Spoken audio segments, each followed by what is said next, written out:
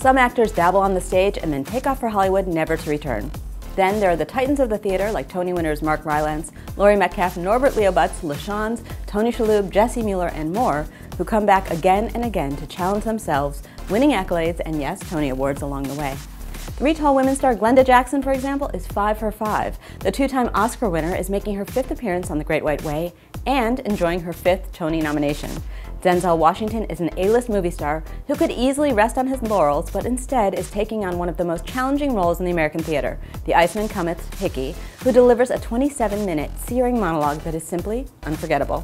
Meanwhile, Angels in America marks stage stalwart Nathan Lane's 22nd Broadway show. Here's a look at some of the 2018 Tony nominees who are giants of Broadway.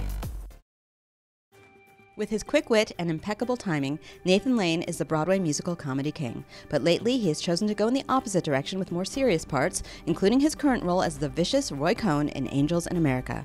What got Lane thinking about taking his career in a different direction? During the Addams Family, Charles Isherwood wrote this piece about me, a really lovely piece in the Times. You know, and he referred to me as the last of the great entertainers. Yes. And I was flattered by it, but I was also like, that sort of stuck with me. Like, I've been doing this for 43 years. I'm an actor, and I'm more than just that. Right. And I had reached a point where I said, is this all, my Peggy Lee, is that all there is? I feel I have more to offer.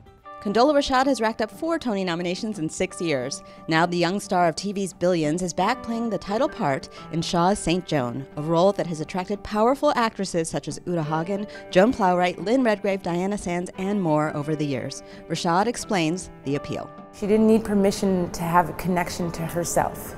And as artists, that's what we want, is this connection to ourselves that we can express, and to not have to have permission from anybody to have that connection. That's a timeless story. It will never not be an appropriate time to tell a story of St. Joan. Carousel marks Joshua Henry's 3rd Tony nomination, and he's the first actor in the 73-year history of the Rodgers and Hammerstein classic to be nominated for playing the central role of Billy Bigelow. Listen in as Henry talks about the magnitude of the part. I love playing characters that, their arc is tremendous and they have incredible songs, and Soliloquy being one of the best songs, one of the biggest and longest. God, having a great time every night with this cast. The significance of being the first actor of color to play the role on Broadway is not lost on Henry. I'm very honored. Yeah. I'm super grateful to have been chosen to do this role this time. And it's huge. It's huge. It's a huge moment for me and for Broadway and for actors of color.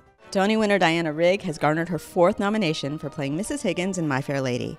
Dame Diana is adamant that actors must work on the stage and reveals how her thinking goes all the way back to when she hit it big as Emma Peel in the popular 1960s TV series The Avengers.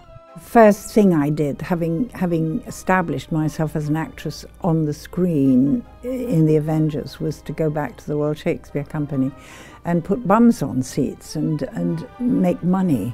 And time and again, established actors and actresses, certainly in England, go back to the theatre.